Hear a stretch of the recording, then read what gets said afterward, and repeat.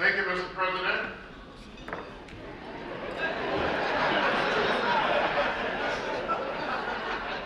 He is the President. Brother there, Williams, thank you so much. I must say, I feel full.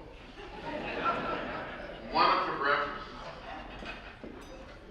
Thank you for the wonderful meal. The Eastern Regional Director, Brother Leonard Lockhart, Assemblyman Troy Singleton, and my unbelievable, wonderful, good-looking sisters. Happy birthday, lady sister, celebrating 95 years. And to all of the other great organizations, enjoy yourselves. Be happy. I love you too. My brothers, my beloved brothers. 101 year, right? Am I right? Yes, sir. My mother, my beloved mother, was born in 1914.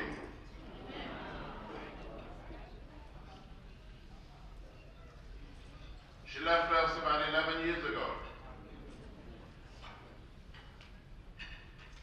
I grew up, I may be representing Georgia, but I grew up in rural Alabama. Some people here from Alabama? Good to see you. Good to hear you. 50 miles from Montgomery, outside of a little place called Troy. My father was a sharecropper, a tenant farmer. But my mother and my father came together, saved a little money that they had, and with $300, they bought 110 acres of land. My family owns this land today. I told members of the Beta Club earlier today that on this farm we raise a lot of cotton and corn, peanuts, hogs, cows, and chickens. I noticed we had omelet, and it had eggs, right? Now, I know some of you in here, just not my brothers, but some of our sisters and others, you love to eat. And we had a wonderful breakfast. It was more like lunch and moving closer to dinner.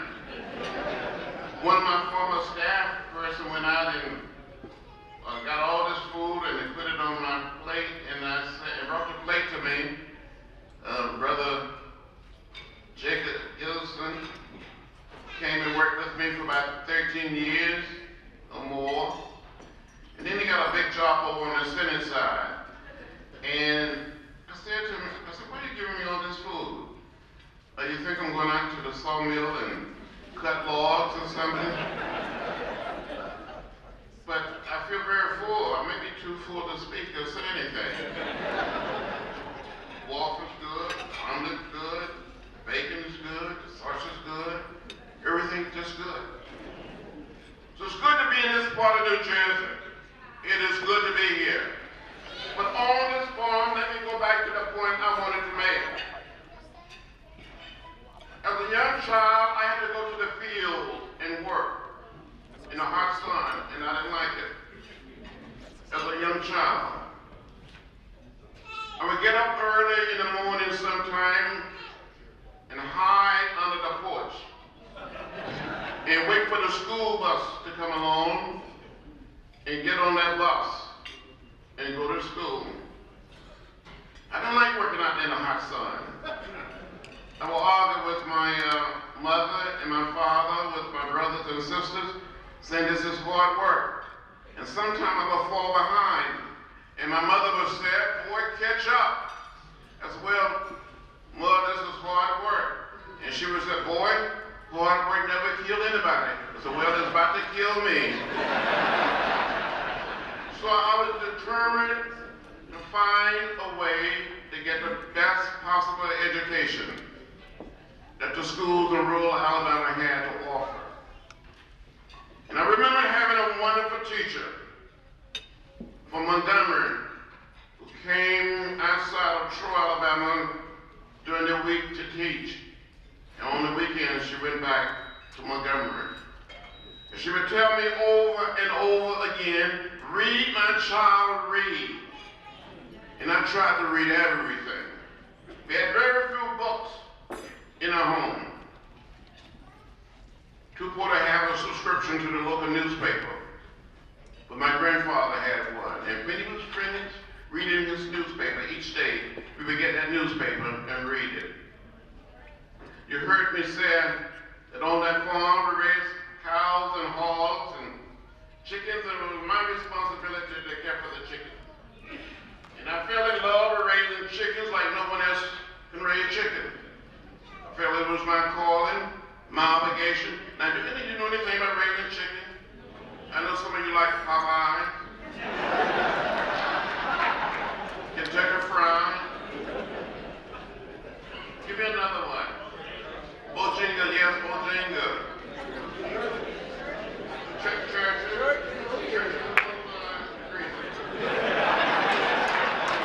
Don't tell them I said it.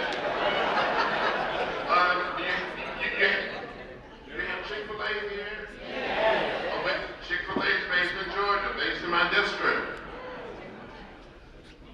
But do you know anything, the young people, the young beta members, do you know anything about raising chicken? No. I know you're very smart. I met with you earlier today. I know you're smart. You're gifted. But as a little boy, when the setting here was set, we had to take the fresh eggs, mark them with a pencil, place them under the setting hen, and wait for 3 long weeks for the little chicks to hatch. Some of you may be saying, John Lewis, Brother John Lewis, why do you mark those fresh eggs with a pencil before you place them under the setting hen? Well, from time to time, another hen would get on that same nest, and there would be some more eggs. You had to be able to tell the fresh eggs from the eggs that were already under the setting hen. Do you follow me? You don't follow me, it's okay. So when the little chick would hatch, I would fool these setting hens. I would cheat on these setting hens. I would take these little chicks and put them in a box with a lantern and raise them on their own, or give them to another hen, get some more fresh eggs, mark them with a pencil, place them under their setting hen, and encourage the setting hen to stay in the nest for another 3 weeks. I kept on fooling these setting hens and cheating on these setting hens. When I look back on it, it was not the right thing to do. It was not the moral thing to do. It was not the most loving thing to do. It was not the most non-violent thing to do. But I was never quite able to save $18.98 to order the most inexpensive incubator or hatcher from the super robot store. So I just kept on cheating on this setting hen. As a little child, about 8 or 9 years old, Reverend, I wanted to be a minister. I wanted to preach the gospel. So from time to time, with the help of my brothers and sisters and my cousins, we would gather all of our chickens together in the chicken yard that you gather here in this fall. And we would have church. The chickens, along with my brothers and sisters and cousins, will help make up the audience, the congregation. And I would start speaking or preaching, and when I look back on it, some of these chickens would bow their heads. Some of these chickens would shake their heads. They never quite said amen. But I'm convinced that some of those chickens that I preached to in the 40s and the 50s tended to listen to me much better than some of my colleagues listen to me today in the Congress. As a matter of fact, some of these chickens were just a little more productive. At least they produced eggs. But that's enough of that story. As a little child, we would visit the little town of Troy, visit Tuskegee, visit Montgomery. I saw those signs that said white men, colored men, white women, colored women, white waiting, colored waiting.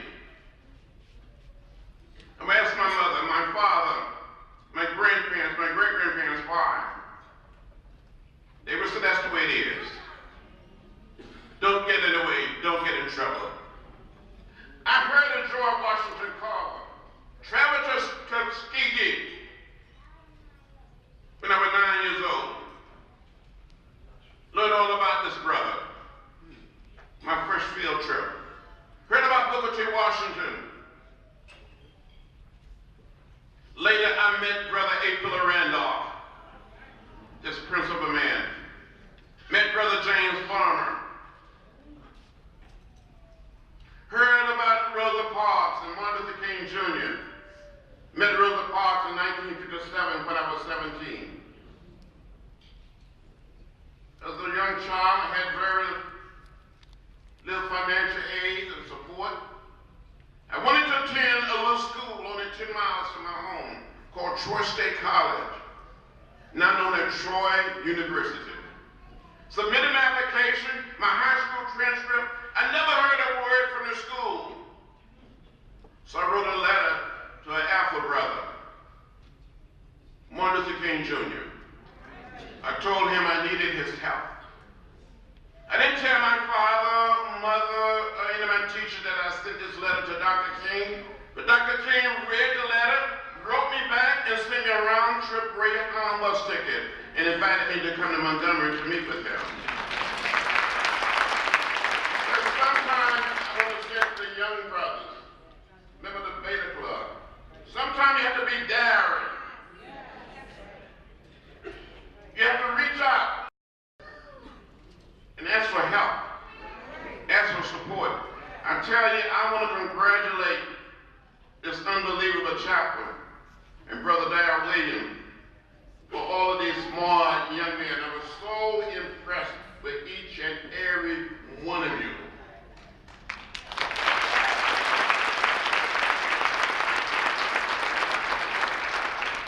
I went off to a little school in Nashville, Tennessee. And after being there for about 3 or 4 weeks, school called American Baptist College now. It was called the American Baptist Theological Seminary. And after being there for about 3 weeks, I told one of my teachers that I've been in contact with Dr. King. This teacher was a man by the name of Kelly Miller Smith from Mount Bayou, Mississippi. He attended Morehouse College and he was a close friend of Dr. King. He told Dr. King that I was in school in Nashville. Martin Luther King Jr. got back in touch with me and suggested when I was home for spring break to come and see him. So that Saturday morning in March of 1958, by this time I'm 18 years old, my father drove me to the Greyhound bus station. I boarded the bus and traveled the 50 miles from Troy to Montgomery. I'm a young lawyer, never seen a lawyer before. Young black man by the name of Freddie Gray, who was a lawyer for Rosa Parks, so Dr. King and the Montgomery movement, and later became our lawyer during the Freedom Ride and during the march from Selma to Montgomery. You saw him being played in the movie Selma. He drove me to the First Baptist Church, pastor by the Reverend Ralph Abernathy, and ushered me into the pastor's study. And I saw Dr. Martin Luther King Jr. and Reverend Ralph Abernathy standing behind a desk. I was so scared, I didn't know what to say or what to do. And Dr. King said, "Are you the boy from Troy? Are you John Lewis?" And I said, "Dr. King, I am John Robert Lewis." I gave my whole name. And he started calling me the boy from Troy. So it was in Nashville, been inspired by Rosa Parks and Dr. Martin Luther King Jr. I got involved in a sit-in. Be sitting there in an orderly, peaceful, nonviolent fashion on a lunch counter stool, sitting at a table in a restaurant, waiting to be served. Someone would come up and spit on us, or put lighted cigarettes out in our hair or down our backs. Started pouring hot water, hot coffee, or hot chocolate on us. We tried to look straight ahead because we have been taught the way of peace, the way of love, the way of nonviolence. And some of you may be old enough to remember the same year that President Barack Obama was born, 1961, some of us, I was only 21, took a ride for freedom, something called the Freedom Ride. 13 of us, 7 African American and 6 white, Washington, D.C. to start the Freedom Ride. We went through a period of training rotation. And on May 4th, 1961, some of us boarded a Greyhound bus, others boarded a Trailway bus. But in 1961, black people and white people couldn't be seated together, leaving from Washington, D.C. to travel through Virginia, through North Carolina, South Carolina, Georgia, Alabama, Mississippi, on our way to New Orleans to test a decision of the Supreme Court. We were beaten. My young white seatmate, the two of us tried to enter a so-called white waiting room in Rock Hill, South Carolina, 35 miles from Charlotte, North Carolina. And the moment we started through the door, a group of the Klansmen beat us and left us bloody. Local police officials came up and wanted to know whether we wanted to press charges. We said no. We come with peace and love. That was 1961. But a month after President Barack Obama was inaugurated,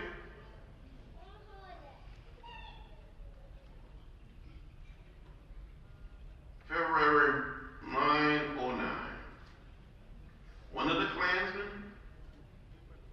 had beaten my seatmate and myself, came to my office in his 70s, son in his 40s, and he said, Mr. Lewis, I'm one of the people that beat you. I want to apologize.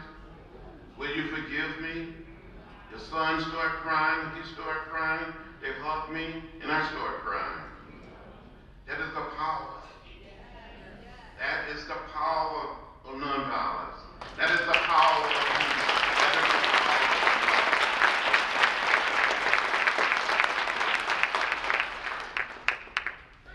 We went through the March on Washington, through Mississippi summer.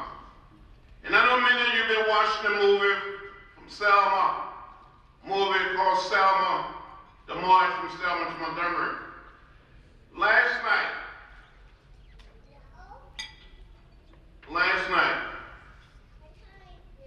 President Barack Obama invited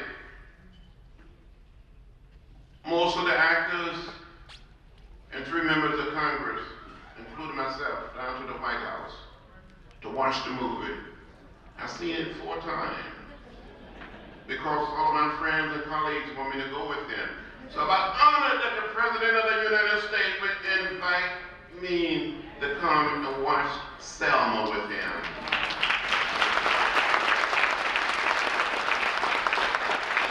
And I tell you, I cried some more.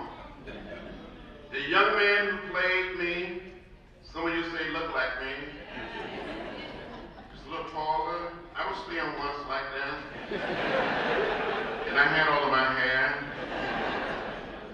When I first met him, when they were doing some of the filming in Atlanta, I wanted to say to him, boy, give me my backpack. Give me my trench coat. But in all seriousness, 50 years ago, a few of God's children, just a few of us, 600 of us, on Bloody Sunday, the march were men, women, and young children. Almost all African American. There was one white man in that march on Bloody Sunday. We went to Brown Chapel AME Church, enjoyed the service, and after the service, we lined up in twos to walk in an orderly, peaceful, nonviolent fashion. Some of you from Alabama or other parts of the South, you know, as well as I know, that it was hard, it was difficult for people to register to vote simply because of the color of their skin. On one occasion, a man was asked to count the number of bubbles in a bar of soap. On another occasion, a man was asked to count the number of jelly beans in a jar. There were African-American lawyers and doctors, college professors, high school principals, teachers were told they could not read or write well enough. They failed the so-called literacy test. But they didn't give up. They didn't give in. They didn't give out. They kept the faith. And I said to all of the brothers and sisters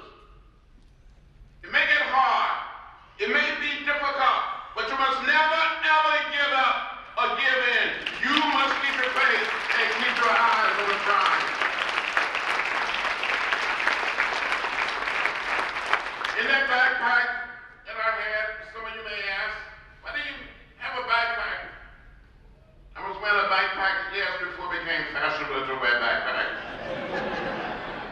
I thought we were going to be arrested and that we were going to jail. So in this backpack, I wanted to have something to read in jail. I had 2 books. I wanted to have something to eat. Had 1 apple and 1 orange when last at home. Since I was going to be in jail with my friends and my colleagues, I wanted to be able to brush my teeth, so I had toothpaste and a toothbrush. We get to the bridge crossing the Alabama River. A young man walking beside me from Dr. King's organization said, he saw all of this water down below. He said, "John, can you swim?" I said, "No." I said, "What about you?" He said, "A little." So we're not going to jump, we're going forward. And we continued to walk. We came to the highest point on the Independence Bridge. Down below, we saw a sea of blue Alabama state troopers. And behind the state troopers on horseback, you saw members of the sheriff posse. We come within hearing distance, and the major said this is an unlawful march, will not be allowed to continue. I give you 3 minutes to disperse and return to your homes or to your church. Jose Williams said, "Major, give us a moment to kneel and pray." And then I said, Major Klein, may I have a word?" He said, "There will be no word." And he said, "Troopers, advance." You saw these men putting on their gas masks. There was not any African American state troopers, a Latino, or Asian American, Native American, they were all white. They came toward us with nightsticks and bullwhips, shrimping us with horses and releasing their tear gas. I was hit in the head by a state trooper with a nightstick and had a concussion on the bridge. I thought I saw death. I thought I was going to die. But something kept me here. And that's why I must continue to tell the story. For this generation and for generation yet to come. So maybe, you get arrested a few times, and go to jail, you get beaten, left bloody. But if someone had told me then on that bridge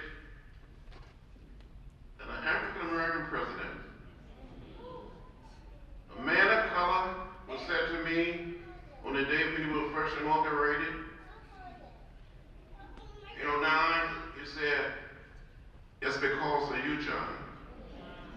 And then in 2013, he said, "It is still because of you, John."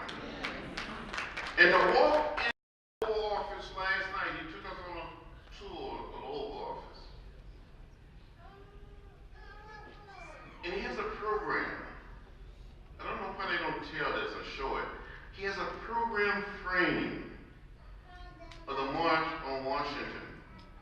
And he said, "Come here. Come and see this." He said, "You were the 6th speaker." Had all 10 of us listed there. And then he brought me into another little room off of the Oval Office. I was telling Jacob has a copy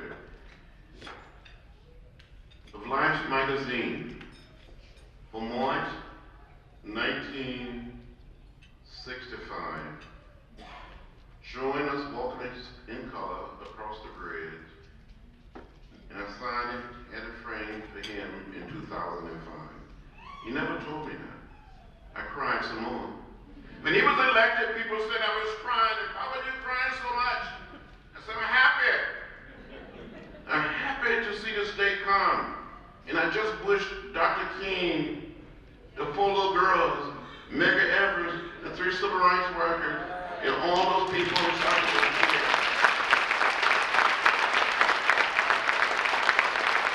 And they kept saying, "You're crying so much." What are you going to do when it's inaugurated? Said, if I have any tears left, I'm going to cry some more. And that's exactly what I did. So be happy. Be happy. The struggle is not over. Ferguson told us that. New York told us that. And I said to the young man, you will be the lawyers. You will be the physicians. You will be the teachers. You will be the business people. You will be the elected officials. One of you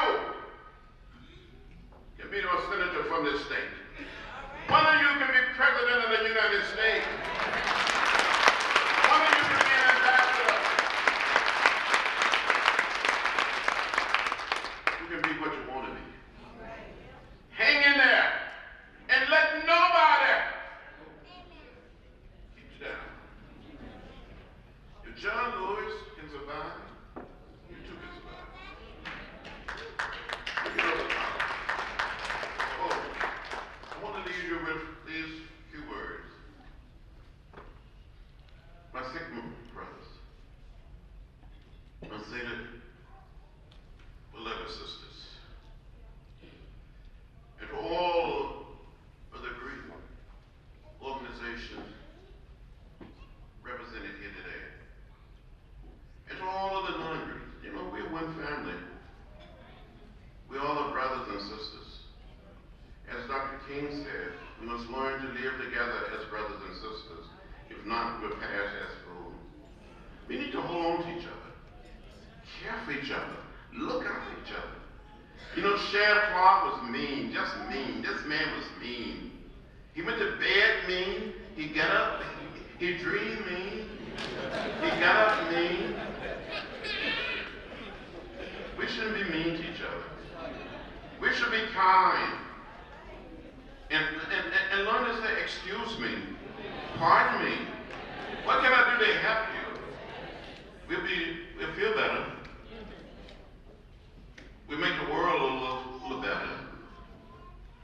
Dr. King been going all this many years, and when I speak in Ebenezer on Monday, it's going to be a letter to him, and I'm going to tell him a few things.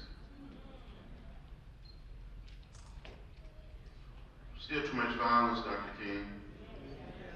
Here in America and around the world. We miss you.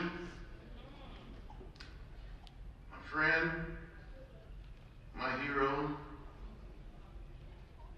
You inspired me. We're much better off, but we still have so far to go, Dr. King. So let me just close by saying it's been a blessing to be here, to be with you. And any of you come to Washington anytime, let me know, especially the young people. I take you on a tour of the Capitol. Come and see my office. It's like a museum. You'll see a little of everything there from the movement. Even have a small bale of cotton in the office. We have a lot of Georgia peanuts, a lot of Coca-Cola products, Coca-Cola in the district. But you'll see the story of the civil rights movement. Peace be with you. Thank you very much.